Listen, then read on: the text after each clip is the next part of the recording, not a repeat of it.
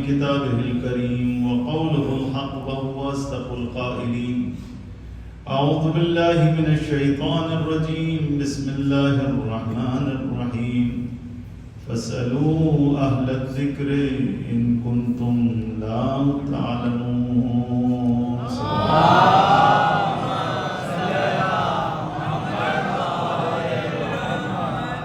رب اشرح لي صدري ويسر لي أمري واحلل عقدة من لساني يفقهوا قولي.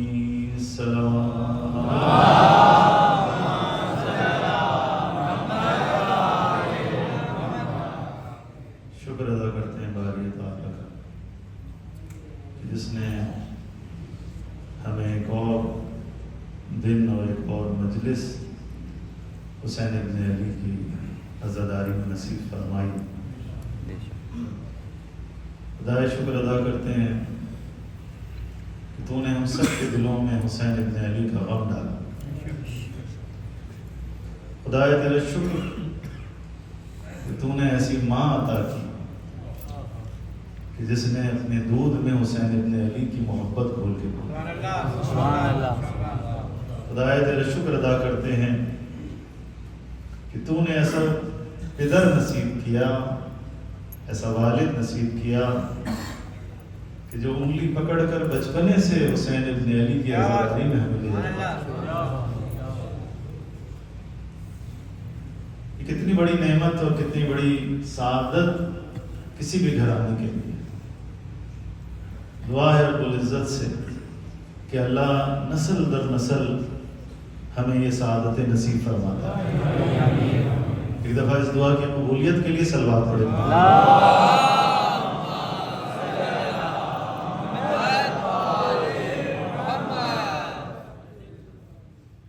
محترم، جب کوئی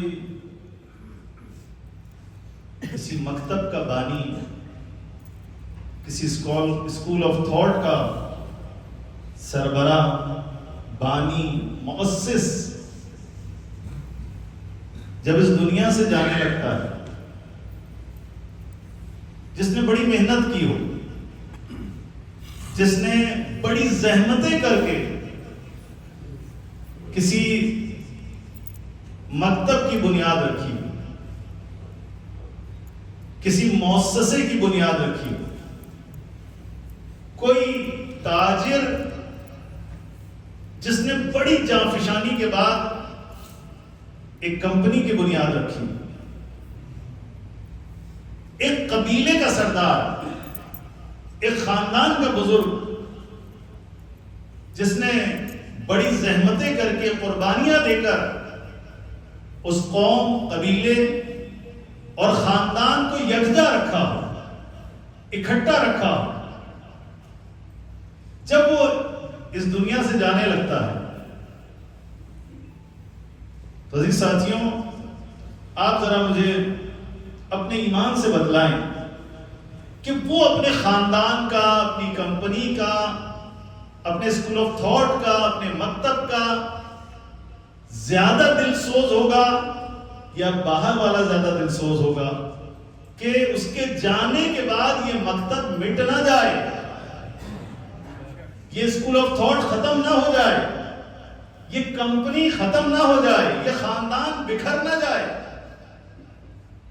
یقیناً ہر عاقل انسان اس بات کو سمجھ سکتا ہے کہ جس نے محنت کی ہو، زحمت کی ہو اور ایک مکتب کھڑا کیا ہو، وہ سب سے زیادہ اپنے مکتب کی حفاظت اور اس کے مستقبل کے بارے میں فکر مند ہوتا ہے. لہذا جب کوئی بزرگ اس دنیا سے جانے لگتا ہے جس نے خاندان کے لیے بڑی محنت اور زحمت کی، تو وہ اپنا قائم مقام بنا کر جاتا ہے، جانشین بنا کر جاتا ہے کہ میرے بعد فلاں شخص اس خاندان کا بڑا ہوگا، میرے بعد اس کمپنی کا سیکنڈ کون ہے، فلاں صاحب ہوں گے، تاکہ یہ کمپنی نااہلوں کے ہاتھ میں نہ جائے، تاکہ یہ خاندان کسی نااہل شخص کی سرداری میں نہ چلا جائے، تاکہ یہ قوم اور قبیلہ کسی نااہل کی سربراہی میں نہ چلا جائے. تو ذرا گرامی، ایک عام غیر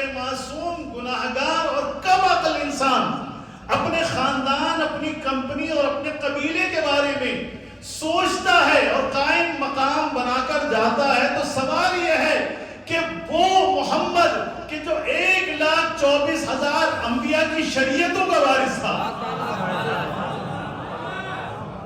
اور جنہوں نے 23 سال اسلام کو منظم کرنے میں، اسلام کو پھیلانے میں اپنا خون پسینہ ایک کیا، اور یہ آخری شریعت ہے، عزیزان گرامی یاد رکھیے گا، یہ شریعت محمدی آخری شریعت ہے، اس کے بعد کوئی شریعت نہیں آئے گی، آخری نبی ہے، اس کے بعد کوئی نبی نہیں آئے گا، آخری کتاب قرآن مجید ہے، اب اس کے بعد کوئی کتاب نہیں آئے گی، تو جب آخری دین ہے، تمام ادیان کی تکمیل ہے، تو اللہ سبحانہ وتعالی کیسے ہو سکتا ہے کہ محمد جانے لگے جانشین کا اہتمام نہ کروائے؟ اسی لیے عزیزان گرامی اللہ نے اسلام کے آغاز سے ہی حکم دیا کہ میرے حبیب اپنے وصی کا، اپنے خلیفہ کا، اپنے جانشین کا بار بار اعلان کیا، اور چھٹے امام حضرت امام جعفر صادق علیہ السلام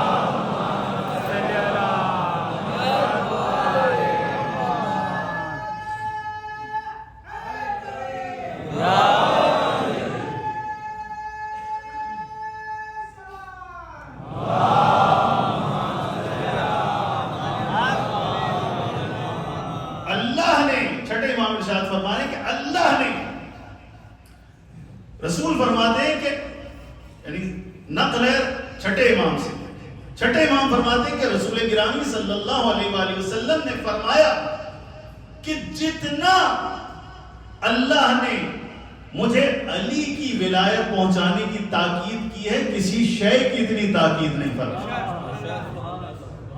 نہ نماز کی، نہ روزے کی، نہ حج کی، نہ زکوٰۃ کی، کسی عبادت کی اتنی تاکید نہیں فرمائی جتنا علی کی ولایت کو پہنچانے کا حکم دیا ہے۔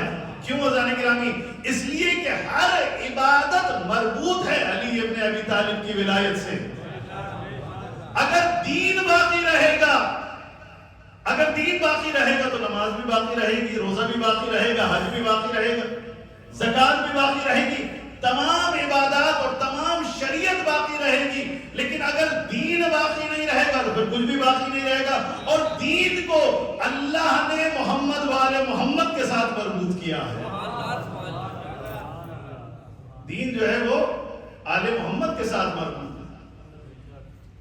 لہذا آپ دیکھ لیں کہ اب تو سوشل میڈیا کا زمانہ ہے، سب یہ بات کر رہے ہیں، ہمارے علماء اہل تسنن بھی یہ کہہ رہے ہیں کہ جس وقت کسی کی خلافت کا اعلان نہیں ہوا تھا اور دور دور تک پتہ ہی نہیں تھا کہ رسول صلی اللہ علیہ وآلہ وسلم کے بعد خلیفہ کون ہوگا، کسی کو یہ فکر نہیں تھی، اس وقت میں رسالت مآب نے پہلی دعوت ہے دعوت ذوالعشیرہ، جب کسی نے اللہ کے رسول کی حمایت کا اعلان نہیں کیا تو ایک 10 سال کا بچہ کھڑے ہو کر کہتا ہے انا یا رسول اللہ،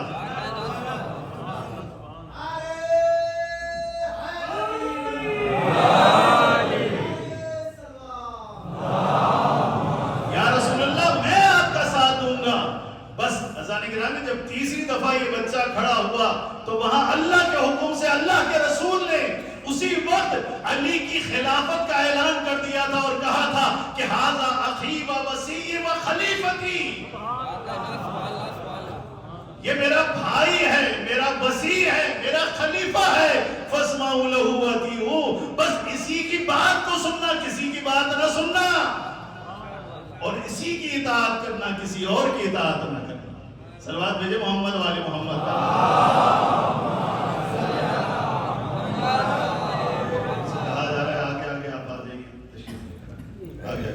یا قائم آل محمد کہتے ہیں،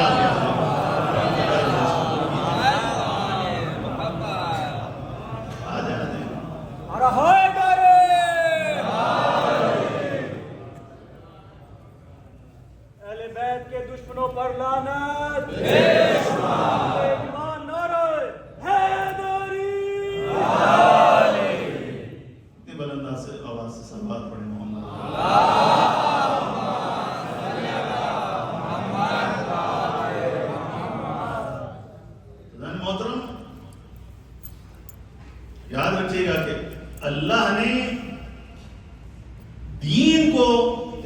کیا تھا کہ یتیم نہیں چھوڑا تھا، امت مسلمہ کو یتیم نہیں چھوڑا،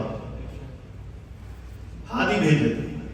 ختم نبوت کا معنی ختم ہدایت نہیں ہے۔ ہم ختم نبوت کے ماننے والے، ہم کہتے ہیں کہ آخری نبی محمد رسول اللہ صلی اللہ علیہ وسلم،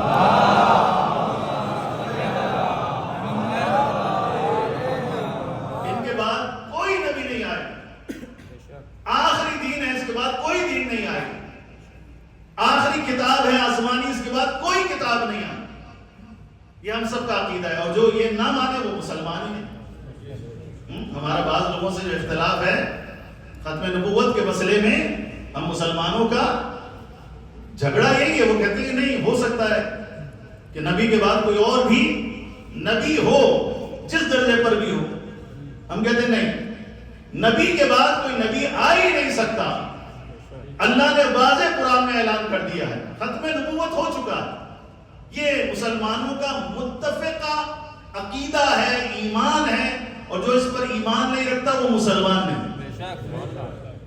لیکن عزیزان گرامی، ایک بہت بڑا اشتباہ ہمارے بعض مسلمانوں کو یہ ہوا کہ ختم نبوت کا معنی ختم ہدایت لیا گیا کہ اب اس کے بعد ہدایت کی کوئی ضرورت نہیں، اس کے بعد کسی ہادی کی ضرورت نہیں، ہمیں خود سے قرآن میں اجتہاد کر کے ہم خود سے سب کچھ سمجھ لیں گے، ہم خود سے سنت رسول کو سمجھ کر اسلام کے مسائل کو نکال لیں گے۔ اور آپ دیکھ لیں عزیزان گرامی کہ اسی فکر کا نتیجہ ہے کہ رسول صلی اللہ علیہ وآلہ وسلم ارشاد فرماتے ہیں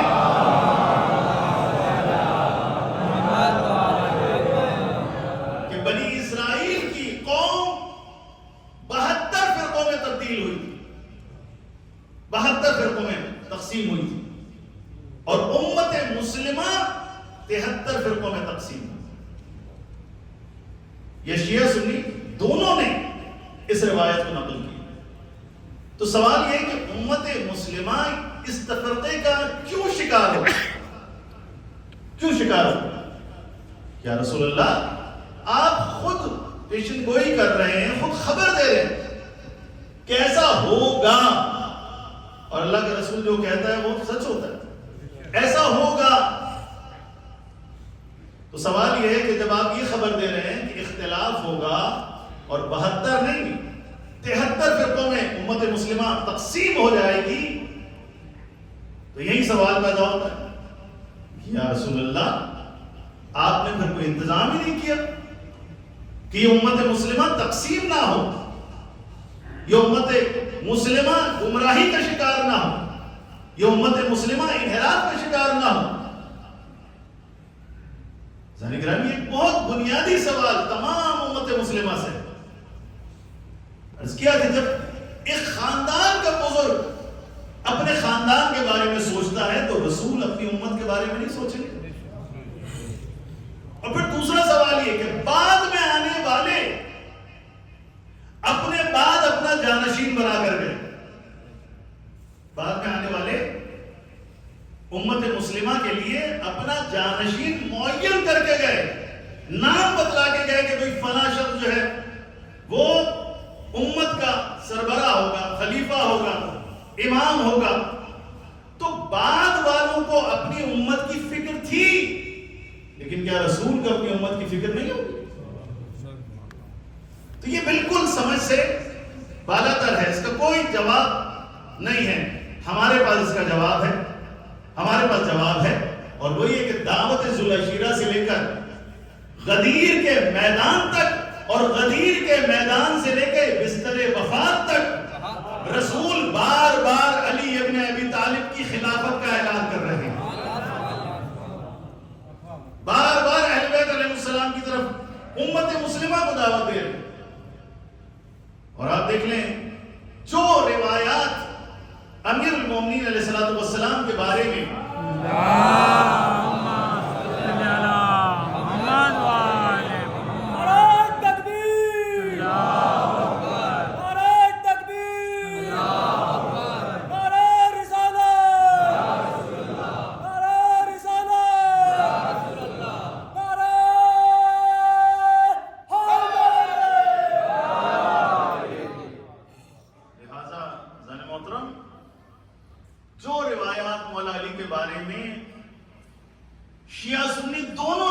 منفقہ طور پر نقل کی. ایسی روایات سب معترف ہیں اس بات. ایسی روایات کسی صحابی کے بارے میں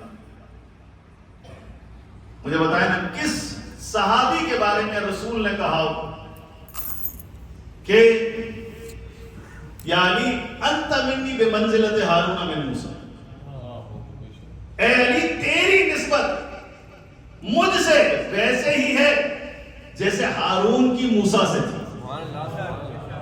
اللہ اکبر. کیا نسبت تھی؟ نسبت یہ تھی کہ وہ بھائی بھی تھے اور وسیع موسیٰ بھی تھے. وسیع موسیٰ بھی تھے. ہارون بھائی بھی تھے, وسیع موسیٰ بھی تھے. اور جب حضرت موسیٰ کوہ طور پر گئے تو اپنا خلیفہ اور جانشین کس کو بنا کر گئے؟ ہارون کو بنا کر گئے. اسی طرح سے جب رسول جنگ تبوک پر جانے لگے تو اپنے بعد اپنا جانشین علی ابن ابی طالب کو بنا کر گئے.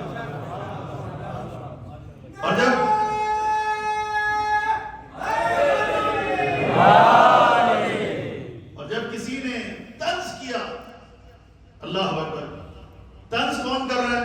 افسوس کی بات ہے. طنز کیا, کس کے اوپر طنز ہو رہا ہے؟ اس کے اوپر طنز ہو رہا ہے جو صاحب ذوالفقار ہے, جو ہر جنگ کا فاتح ہے, جو علمدار ہے, جو سپہ سالار نبی ہے, جو لشکر نبی کا سپہ سالار ہو, جس کے بغیر کوئی جنگ جیتی نہیں جا سکتی. اس کے اوپر بعض لوگ طنز کر رہے ہیں کہ یا علی آپ کو تو عورتوں کے ساتھ چھوڑ دیا گیا, بچوں کے ساتھ چھوڑ دیا گیا. یا علی دیکھیں لوگ تو جنگ لڑنے گئے ہیں جنگ تبوک, اور آپ کو عورتوں کے پاس چھوڑ دیا گیا. تو اذان محترم, جب رسالت مآب صلی اللہ علیہ وآلہ وسلم جنگ تبوک سے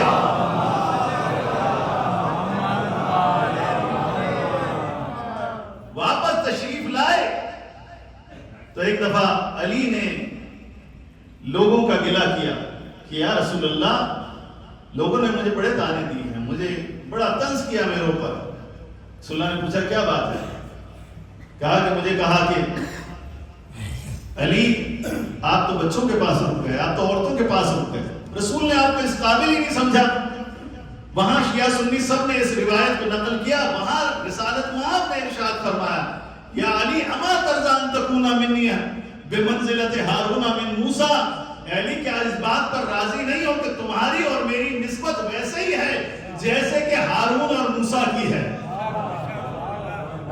الا انہ لا نبی بعدی, یہ اعلان ہے کہ دیکھو اے علی تم ہارون کی جگہ پر ضرور ہو, لیکن ہارون نبی تھے, تم نبی نہیں ہو. یہ شیعہ حیدر کرار کا, تمام شیعوں کا متفقہ عقیدہ ہے کہ علی نبی نہیں ہے. علی کے اوپر نبوت کی وحی نہیں ہو سکتی تھی. نبوت کی وحی صرف رسول سے مختص تھی. ہاں وحی کی بہت ساری اقسام ہیں. حضرت مریم پر بھی وحی ہوتی ہے اور دیگر لوگوں پر بھی وحی ہوتی ہے, قرآن مجید نے ذکر کیا ہے, لیکن وہ وحی نبوت کی وحی نہیں ہے. ہاں دوسری اقسام کی وحی ہے کہ جو ہمارے عقیدے کے مطابق وہ ائمہ معصومین پر ہوا کرتی تھی. نبوت کی وحی نہیں, امامت کی وحی جس کا نبوت سے کوئی تعلق نہیں. لہذا علوم آل محمد کا ایک منبع یہ ہے کہ اللہ فرشتوں کے ذریعے سے ائمہ کے کانوں میں علم الہی کو پہنچاتا ہے, علم الہی کو پہنچاتا ہے. تو ذہن گرامی, بس اللہ نے علی کو نبوت نہیں دی, باقی تمام وہ مناسب اور وہ تمام صفات اور وہ تمام کمالات جو رسول اللہ صلی اللہ علیہ وآلہ وسلم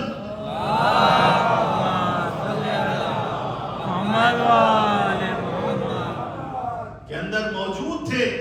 اور حضور کے اندر کیا تھے؟ 1,24,000 انبیاء کے تمام کمالات موجود تھے. تو بس جو 1,24,000 انبیاء کی صفات اور کمالات رسول میں موجود تھی, ہو بہو وہ ساری چیزیں علی ابن ابی طالب کے پاس موجود تھی. اور اس کی سب سے بڑی دلیل خود ہمارے علماء اہل تسنن بھی اب تو یہ کہتے ہیں کہ چونکہ علی کو قرآن نے نفس رسول کہا ہے، نفس رسول کہا ہے، تو بس وہ تمام صفات کہ جو رسول اللہ صلی اللہ علیہ وآلہ وسلم میں تھی، وہ تمام صفات علی ابن ابی طالب میں بھی موجود تھی. ایک دفعہ صلوات بھیجے محمد والے.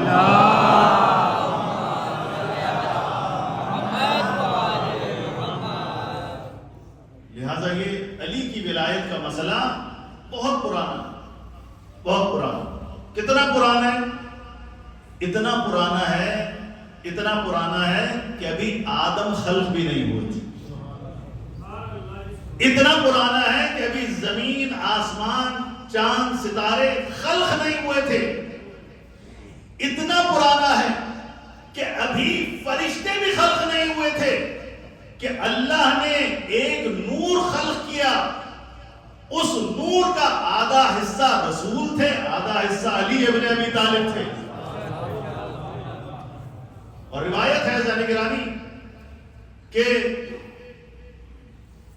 ایک فرشتہ کہ جو حضرت آدم سے 25,000 سال پہلے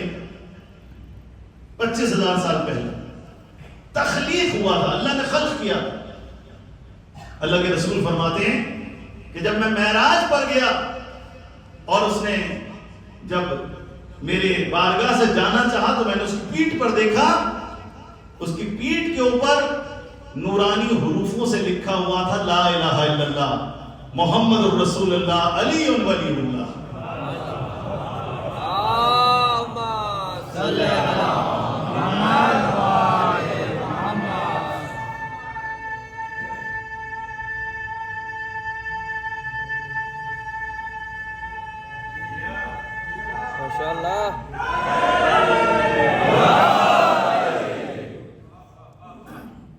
یہ ہے ذرا گرامی ولایت کا مسئلہ. ولایت کوئی جدید چیز نہیں ہے.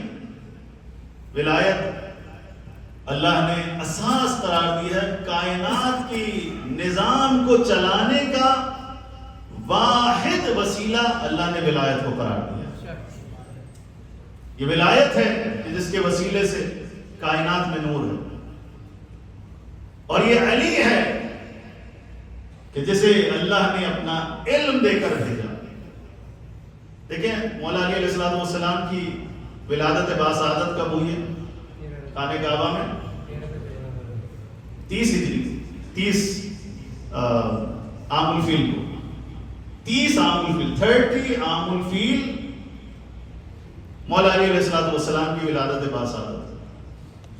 حضور صلی اللہ علیہ وآلہ وسلم کب مبعوث ہوئے، کب نبی بنایا گیا اور کب قرآن نازل ہوا؟ 40 ہجری کے بعد. یعنی مولا علی علیہ السلام جب دنیا میں تشریف لے کر آئے تو 10 سال کے بعد حضور کو باقاعدہ رسمی طور پر مبعوث کیا گیا، نبی بنایا گیا اور پھر قرآن نازل ہوا. تو علی یہ کون فرما رہا ہے؟ آپ دیکھیے کہ کہا جاتا ہے کہ بھئی غالباً ترمذی میں ہے کہ اول من اسلم علی ابن ابی طالب. بچوں میں سب سے پہلے ایمان کون لایا؟ علی لے کر آئے، اسلام لے کر آئے. اور عجیب منظر نقل کیا جاتا ہے کہ مولا علی نے دیکھا کہ رسول اللہ جو ہے وہ پہاڑ کی طرف جا رہے ہیں، حضرت خدیجہ ساتھ ہیں، اور دیکھا کہ وہ سجدے کر رہے ہیں، وہ رکوع کر رہے ہیں. تو حیران رہ گئے کہ یہ کیا ہو رہا ہے. پوچھا یہ کیا ہے؟ کہا کہ یہ اللہ کی نماز ہے. اور پھر دوسرے دن حضرت علی جو بچے تھے اسلام لے کر آ گئے. یعنی علی کو نہ نماز پتہ تھی نہ اللہ کی عبادت پتہ تھی. علی کو قرآن کے بارے میں کچھ نہیں پتا تھا. حالانکہ ذانی گرامی عباس ابن عبد المطلب جو علی کے چچا ہیں وہ فرماتے ہیں کہ جب علی خانہ کعبہ میں متولد ہوئے اور جب علی کو رسول کی آغوش میں دیا گیا تو علی نے اس وقت تک آنکھیں نہیں کھولی تھی جب تک کہ حضور انور کی آغوش میں نہیں آ گئے. جب تک ان کی آغوش میں نہیں آ گئے حضور نے علی نے آنکھیں نہیں کھولی تھی. اور حضرت عباس فرماتے ہیں کہ جب علی کو آغوش رسالت میں دیا گیا تو علی نے رخ انور رسول کو کی زیارت کی اور ان کو دیکھا تو بے اختیار، ابھی 30 عام الفیل ہے، یاد رکھیے گا 30 عام الفیل ہے، 40 عام الفیل کو قرآن اور رسول اللہ کو بعثت ملی ہے، لیکن 30 عام الفیل میں علی ابن ابی طالب آغوش رسالت میں ہے، اور جیسے ہی رخ انور کی زیارت کرتے ہیں وہاں سورہ مومنون کی آیات کی تلاوت کرنا شروع کر دیتے ہیں. قد افلح المومنون.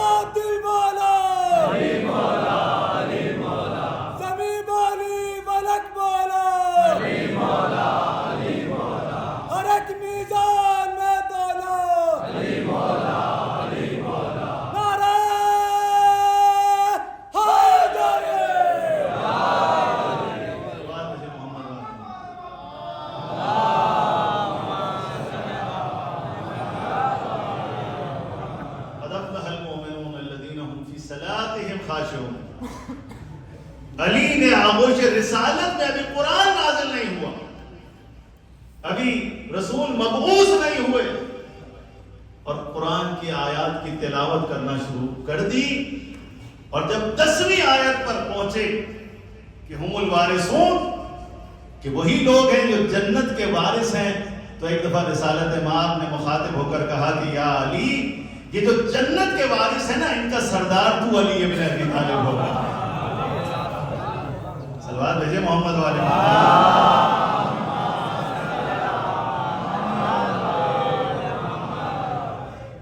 علی کو عبادت کا پتہ نہ ہو. علی جو بنو ہاشم سے، زن گرامی، یہ کون سا گھرانہ ہے؟ یہ ابراہیمی گھرانہ ہے. یہ اپنے آباء و اجداد کے دین پر تھے. ان کے آباء و اجداد کا دین بت پرستی نہیں تھا، توحیدی دین تھا. سب نے لکھا ہے. لیکن افسوس مولا علی کے بارے میں یہ کہتے ہیں اور حضرت ابو طالب کے بارے میں کیا کہتے ہیں؟ توہین کرتے ہیں. روایت ہے کہ جب مولا علی علیہ السلام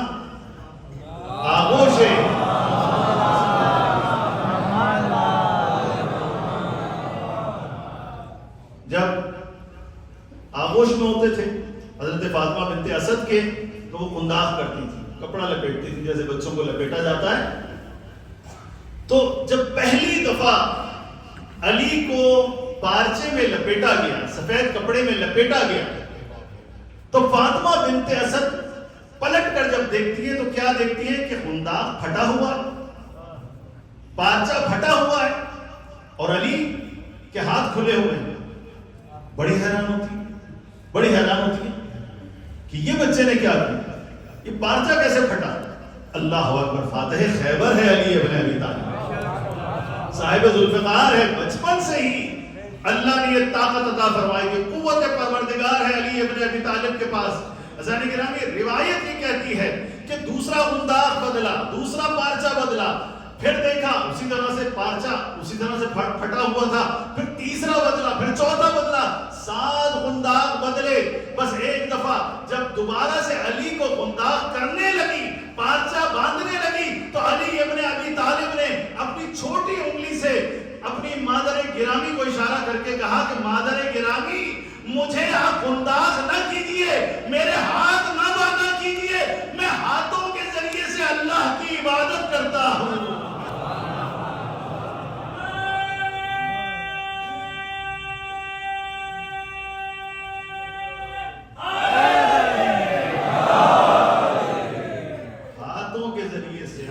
شہادت سے میں اللہ کی عبادت کرتا ہوں.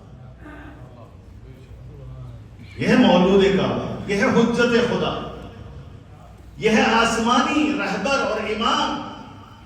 یہ وہ نہیں ہے جسے لوگوں نے امام بنایا ہو، یہ وہ وہ ہے جسے اللہ نے امام بنایا. بس یہاں پہ علی والوں کو یہ بھی پیغام دینا چاہتا ہوں کہ علی ابھی قرآن نازل نہیں ہوا لیکن قرآن کی تلاوت کر رہے ہیں. تو علی والوں کو کیسے ہونا چاہیے؟ علی والوں کو بھی قاری قرآن ہونا چاہیے. کوئی یہ نہ کہے کہ جناب مجھے قرآن پڑھنا نہیں آتا. اگر علی والے ہو تو قرآن پڑھنا آنا چاہیے. نہیں آتا تو سیکھو. انگلش سیکھ لیتے ہو, فرینچ سیکھ لیتے ہو, پتہ نہیں کیا کیا سیکھ لیتے ہو, ہر دنیا کی زبان سیکھ لیتے ہو. نہیں سیکھتے تو قرآن پڑھنا نہیں سیکھتے. یہ بہت بڑی زیادتی ہے, ظلم ہے اپنے ساتھ. اور جب آپ نہیں سیکھو کہ آپ کے بچوں کا کیا حال ہوگا. بہت امپورٹنٹ ہے کہ ہم قرآن پر توجہ کریں. ایسا نہ ہو ایک قوم نے قرآن پکڑ لیا, ایک قوم نے اہل بیت پکڑ لیا. نہیں, دونوں کو پکڑنے کا حکم. دو گراں قدر چیزیں, ایک نہیں دو گراں قدر چیزیں. جس نے ایک کو پکڑا ایک کو چھوڑا گمراہ ہو. آپ کہیں گے ہمارے لیے اہل بیت کافی ہے, وہ کہیں گے ہمارے لیے قرآن کافی ہے. نہیں بھائی, نہ آپ کے لیے اہل بیت کافی ہے نہ ان کے لیے قرآن کافی ہے. دونوں کے لیے دونوں ثقلین ضروری ہیں. قرآن بھی اور اطرت بھی, قرآن بھی اور اہل بیت بھی. ان دونوں سے تمسک اختیار کرو گے تب نجات پاؤ, تب ہدایت پاؤ. اور کتنی بدنصیبی ہے کہ پورا 24 گھنٹے گزر جاتے ہیں, ہم ایک آیت کی تلاوت نہیں کرتے, قرآن کھول کے نہیں دیتے. بھائی موبائل میں کتنا آسان ہو گیا, پوری لائبریری جو ہے آپ کے موبائل کے اندر آ جاتی ہے. قرآن کی ہزاروں تفسیریں آپ کے ایک موبائل کے اندر اور ایک کلک کے اندر ساری چیزیں موجود ہیں. کوئی عذر نہیں ہے کہ جناب قرآن تو گھر میں رکھا ہے, میں تو کمپنی کے اندر بیٹھا ہوں, میں تو گاڑی میں بیٹھا ہوں, قرآن گھر میں رکھا ہوا. پھر قرآن آپ کے موبائل میں. اللہ توفیق دے ہمارے جوانوں کو کہ اپنے موبائل میں اچھی اچھی چیزیں ڈالیں, قرآن ڈالیں, مفاتیح الجنان ڈالیں. وہ ایپ جس کے اندر دعائیں ہیں معصومین کی, وہ ایپ جس میں اہل بیت علیہ السلام کے معارف ہیں, وہ ڈالنے کے اللہ ہمیں توفیق دے. اللہ بلا چیزوں سے اپنے آپ کو محفوظ فرمائے. آج جب قرآن ڈالیں گے نا خود ہی شرم آئے گی کہ اس میں کچھ اور نہیں ڈالنا. جب اچھے سے ایپ ڈالیں گے, دعائیں ڈالیں گے, مولا علی کی نہج البلاغہ ڈالیں گے, خود سے شرم آئے گی کہ میں کچھ اور ایسی چیز نہ ڈالوں کہ جس سے بے ادبی ہو. یہ توفیق ہے, توفیق. اپنے آپ کو عادی بنائیں. دیکھیں عزیزان محترم, جب آپ صبح کمپنی پہ جاتے ہیں, کام کرنے کے لیے جاتے ہیں, بزنس کرنے کے لیے جاتے ہیں, گھر سے باہر جاتے ہیں, قرآن کو کھول کے نہیں دیکھ سکتے آپ. اگر موبائل میں ہے ایک کلک کریں سامنے قرآن ہے. بھائی پڑھیں بھی نہ, کم از کم دیکھ تو لو نا. یہ بھی تمسک کا ایک مرحلہ ہے, یہ بھی ایک مرحلہ ہے. اللہ تمہیں اگر یہ توفیق دے دینا کہ کم از کم جانے سے پہلے قرآن کھول کے دیکھ لوں, قرآن کی زیارت کر لوں, قرآن کو چوم لوں, قرآن کی آیت کو چوم لوں, تو یہ بھی بہت بڑی سعادت ہے. یہی سعادت اس بات کا باعث بنے گی کہ آہستہ آہستہ قرآن سے انس ہونے لگے. پھر تم ایک آیت پڑھو گے, دو آیتیں پڑھو گے, ایک صفحہ پڑھو گے, 2 صفحے پڑھو گے, قرآن کو ترجمے سے پڑھنے لگو گے, پھر قرآن میں تدبر کرنے لگو گے, پھر قرآن پر عمل کرنے لگو گے. لیکن اگر قرآن سے انسیت ہی پیدا نہ ہو, قرآن سے اگر انسان کے اندر, انسان قرآن کو ایک اجنبی سمجھے کہ وہ کچھ اور چیز ہے میں کچھ اور چیز ہوں. مسلمان کو قرآن سے اجنبیت نہیں ہونی چاہیے. جیسے عطرت سے اجنبیت حرام ہے, ایسی قرآن سے بھی اجنبیت حرام ہے. سن آل محمد کے چاہنے والوں کو کہہ رہا ہوں, ہم وہ نہیں ہے کہ جو آدھے دین کو قبول کریں, ہم پورے دین کو قبول کرنے والے. قرآن بھی اور عطرت بھی. یہ میسج میں آپ تمام ساتھیوں کو کہہ رہا ہوں. دیکھیں بعض عادتیں جو ہے نا ہمیں ڈالنی چاہیے. مثلا قرآن پڑھ دیں کہ اگر فرض کر لیجیے آپ کہیں جو جوان ہیں ان سے عرض کر رہا ہوں, آپ کہیں کہ بار الہ میں یہ نظر کرتا ہوں, یہ عہد کرتا ہوں, یہ قسم کھاتا ہوں کہ اگر میں ڈیلی ایک آیت یا ایک صفحہ قرآن کا نہ پڑھوں تو میں فرض کر لیجیے اس دن روزہ رکھوں گا، 2 رکعت نماز پڑھوں گا، 1 دینار صدقہ دوں گا، یہ اپنے لیے سزا معین ہے۔ اس طرح کی کوئی چیز کہ اگر میں نے یہ نہ کیا تو یہ کروں، یہ کیا ہوگا؟ آہستہ آہستہ آپ کے اندر کیا ہوگا؟ یہ چیز، یہ مادہ پیدا ہو جائے گا، آپ مجبور ہوں گے کہ آپ کیا کریں؟ قرآن پڑھیں۔ ایسی باقی عبادت، نماز اول وقت پڑھنے کی کوشش کریں۔ اگر ہم نماز اول وقت پڑھنے کی کوشش نہیں کرتے تو ہم جفا کرتے ہیں اہل بیت علیہ السلام سے۔ دیکھیں بس ایک روایت نقل کرتا ہوں، آپ کی ذہن میں تمام کرتا ہوں۔ چھٹے امام حضرت امام جعفر صادق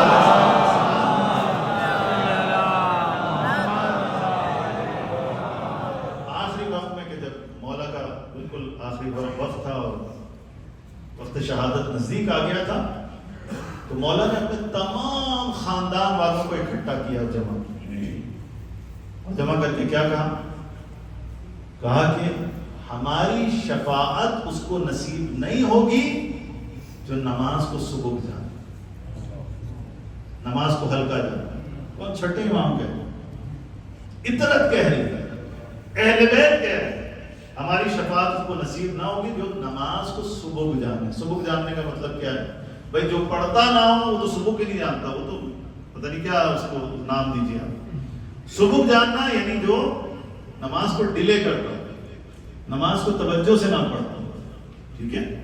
لہٰذا حضرات محترم لیکن دین میں جبر نہیں ہے۔ نماز آپ پڑھتے ہیں، اللہ کو آپ کے سجدوں کی ضرورت نہیں ہے، اللہ کو آپ کی نماز کی ضرورت نہیں ہے، اللہ کو آپ کے قرآن کی تلاوت کی ضرورت نہیں ہے۔ یہ آپ ہیں اور یہ میں ہوں جنہیں اپنی عاقبت کے لیے، جنہیں اپنی دنیا کے لیے اور آخرت کے لیے ان عبادات کی ضرورت ہے، اور یہی تمسک ہے قرآن اور اہل بیت سے۔ کم از کم یہ تو حد اقل ہے، کم از کم واجب کہ قرآن ہم نے روزانہ پڑھنا، نماز حتی الامکان، بھائی کبھی لیٹ بھی ہو جاتی کوئی مسئلہ نہیں، لیکن حتی الامکان ہم نے بروقت نماز پڑھنی، جیسی اذان ہوگی ہم نے فوراً نماز پڑھنی۔ آیت اللہ بہجت فرماتے ہیں، فارسی میں کہتے ہیں لیمو شیرین، ٹھیک ہے؟ جو بڑا سا نہیں ہوتا لیمو کی طرح میٹھا کہتے ہیں ہم پاکستان کی زبان میں، جسے کاٹے تو آہستہ آہستہ کیا ہوتا ہے؟ وہ تلخ ہونا شروع ہو جاتا ہے۔ جتنی جلدی کھا لیں گے وہ کیا ہوگا؟ اتنا میٹھا ملے گا۔ جتنا دیر سے کھائیں گے کاٹنے کے بعد کیا ہوگا؟ اتنا اس کی جو کڑواہٹ ہے وہ بڑھتی چلی جاتی ہے۔ تو کہا نماز ایسے ہی ہے، اگر نماز اول وقت پڑھو گے تو تمہیں میٹھی نماز ملے گی۔ جتنا نماز کو لیٹ کرتے چلے جاؤ گے اتنا نماز میں وہ ذائقہ ہی نہیں رہے۔ تو یہ ہے۔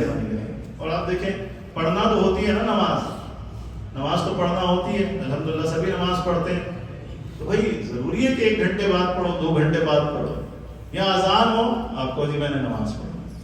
تو یہ ذہن گرامی اگر ہم یہ کام کریں تو آپ دیکھیں آپ کی زندگیوں میں کتنی برکتیں آ جائیں گی، کتنی برکتیں آ جائیں گی ایک نماز کی وجہ سے۔ اور چھٹے امام حضرت امام جعفر صادق علیہ السلام،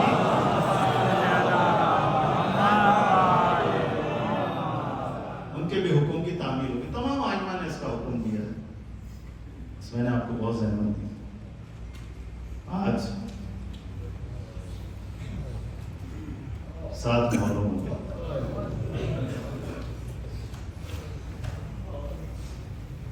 اور آپ اپنا دل لے کر آئے ہو، غمگین دل،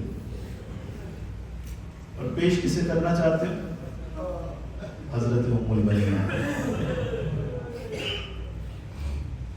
عزیزانو، آج اس باوفا علمدار کا ذکر ہونا ہے جسے عباس کہا جاتا ہے۔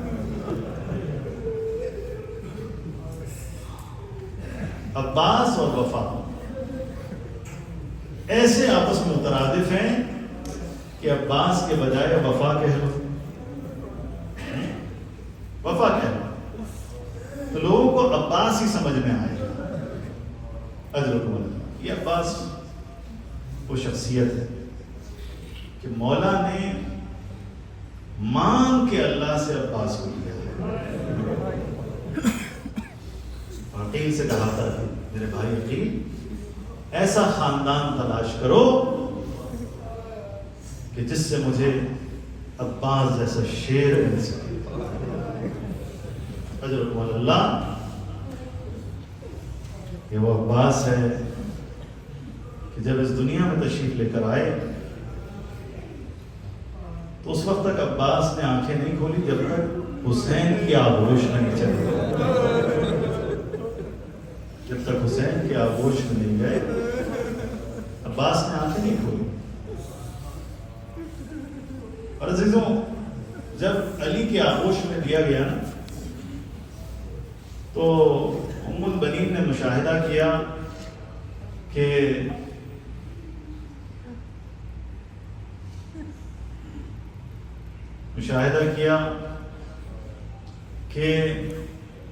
حضرت مولا علی علیہ الصلوۃ والسلام حضرت عباس علمدار کے کبھی ایک بازو پر بوسہ دیتے ہیں، کبھی دوسرے بازو پر بوسہ دیتے ہیں۔ ام البنین نے ایک دفعہ رونا شروع کیا، پوچھا کیا بات ہے، کیوں رو رہے ہیں؟ کہا کہ مولا لگتا ہے میرا بیٹا چونکہ فاطمی نہیں ہے اس لیے آپ اس کے بازوؤں پر تو بوسے دے رہے ہیں اور ساروں پر بوسے نہیں دے رہے۔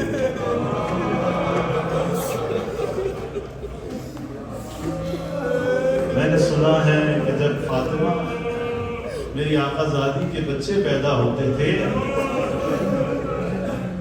تو آپ ان کے لبوں پر بوسے دیتے تھے، وہ سار پر بوسے دیتے تھے، لیکن میرے بیٹے کے بازوؤں پر بوسے دے رہے ہیں، کیا بات ہے؟ ام البنین، اس کی وجہ یہ ہے کہ میرا یہ عباس رسول کے بیٹے حسین پر اپنے بازو کٹوا دیا۔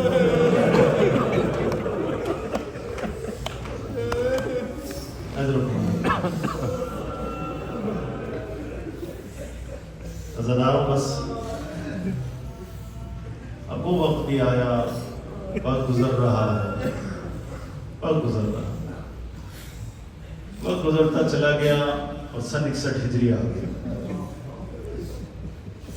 سن 61 ہجری آیا اور 5 محرم آ گئی، 5 محرم آ گئی۔ عزاداروں، جیسے ہی 5 محرم آئی نا تو دشمنوں نے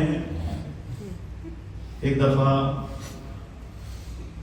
حملہ کرنا چاہا تو عباس علمدار نے ایک دفعہ زمین کربلا پر خط کھینچ دیا، اور کہا کہ اب جس کے اندر بھی جرت ہو وہ اس خط کو کراس کر کے دکھائے، خط کو عبور کر کے دکھائے۔ عزاداروں، بس کسی کی جرت نہ ہو، کسی کی جرت نہ ہو۔ اور ایسے موقع پر ایک دفعہ عباس کو جب حسین نے دیکھا کہ عباس جلال میں ہے، عباس جلال میں، تو ایک دفعہ عباس کو پیغام دلوایا کہ زینب آپ کو بلا رہی ہے، زینب آپ کو بلا رہی ہے۔ اجرکم اللہ۔ زاداروں، اس جلال کے عالم میں سوائے زینب کے کوئی اور عباس کو قائل نہیں کر سکتا تھا۔ حسین بھی کہہ سکتے تھے لیکن مناسب سمجھا کہ زینب کبریٰ خود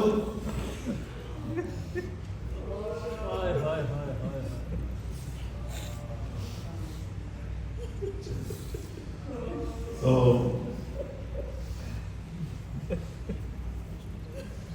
مناسب سمجھا کہ جناب زینب کبریٰ خود آگے بڑھیں، اور جب عباس آئے ہیں عزاداروں خیمے میں، بس ایک روایت پڑھ کے آج مجھے تھوڑا اشتباہ ہوا کہ آج جو ہے وہ حضرت عباس کی مسائل پڑھنے بتا رہے ہیں کہ حضرت قاسم کی مسائل پڑھنے۔ عزاداروں بس میں ساری چیزیں چھوڑتا ہوں، مختصر عرض کروں گا کہ شب عاشور آ گئی، شب عاشور اور حسین ابن علی محضر نامہ پڑھ رہے ہیں، محضر شہادت پڑھ رہے ہیں۔ حسین نے ایک ایک کر کے سب کا نام لینا شروع کیا، لیکن خیمے کے ایک کونے میں ایک بچہ زانوں میں سر دے کر گریہ کر رہا۔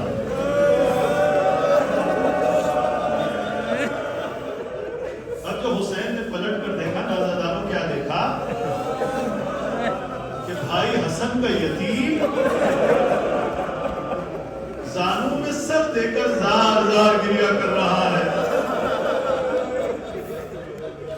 میرا مولا آگے بڑھتا ہے، قاسم کو آغوش میں لیتا ہے، میرے بھائی کی نشانی، مجھے تم سے تمہارا رونا برداشت نہیں ہے، میں تمہارا رونا دیکھ نہیں سکتا، کیا بات ہے؟ کہا کہ ابو جان آپ نے محضر شہادت پڑھا ہے، سب کا نام لیا لیکن میرا نام نہیں لیا، میرا نام نہیں لیا۔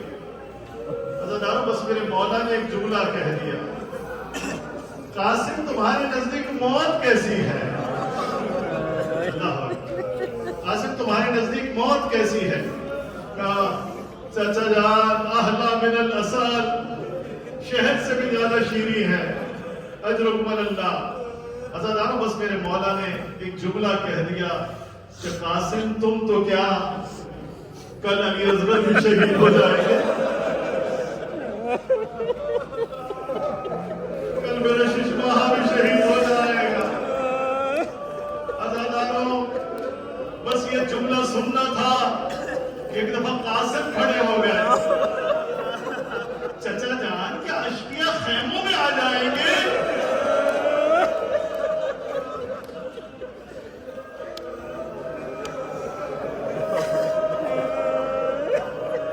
چچا جان کے اشقیاء خیموں میں آ جائیں گے۔ قاسم کی غیرت نے برداشت نہ کیا، لیکن میں کہوں گا قاسم یہ تمہارا حوصلہ ہے، لیکن سید سجاد کو دیکھو، خیمے جل رہے ہیں، چادریں لوٹی جا رہی ہیں۔ اجرکم اللہ۔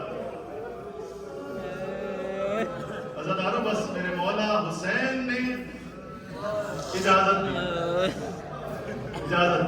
لیکن جانتے ہو اجازت کب ملی؟ اجازت اس وقت ملی کہ جب قاسم نے اپنے بازو پر بندھا ہوا تعویذ کھول کر اپنے چچا کو دکھایا۔ اس تعویذ میں کیا لکھا ہوا تھا؟ اس تعویذ میں لکھا ہوا تھا، قاسم کے بابا نے لکھا تھا کہ میرے قاسم ادرکم کل حسین، جب کربلا کا وقت آئے گا نا تو میں موجود نہیں ہوں گا، لیکن میری طرف سے قاسم تم قربان ہو جائے، میرے بھائی پر قربان ہو جائے۔ اجرکم اللہ۔ عزاداروں بس قاسم کو تیار کیا جا رہا ہے، عباس علمدار نے اپنے شیر کو تیار کیا۔ اللہ اکبر۔ عزاداروں جب قاسم گھوڑے پر سوار ہوئے ہیں نا تو راوی کہتا ہے میں نے غور کیا، دیکھا قاسم کے پاؤں رکاب تک نہیں پہنچتے تھے۔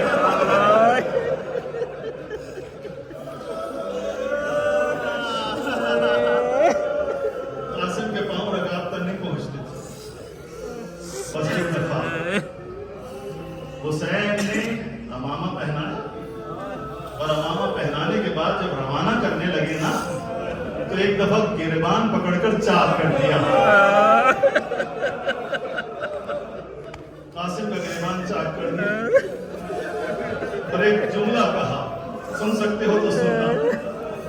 मेरे मौला हुसैन ने कहा ये गिरेबान इसलिए चार कर रहा हूं क्योंकि ये यतीमों की निशानी है।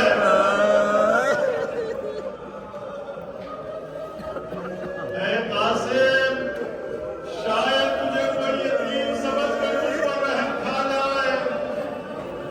अजरुक बदल्ला, अदादारों, कासिम चले, कासिम चले। कासिम ने एक दफा जंग करना शुरू की है। अल्लाह अकबर, 13 साल का बच्चा है, 13 साल का बच्चा है। कासिम जंग कर रहे हैं अदादारों, लेकिन कासिम कब तक जंग करते? कासिम कब तक जंग करते? चारों तरफ से हमले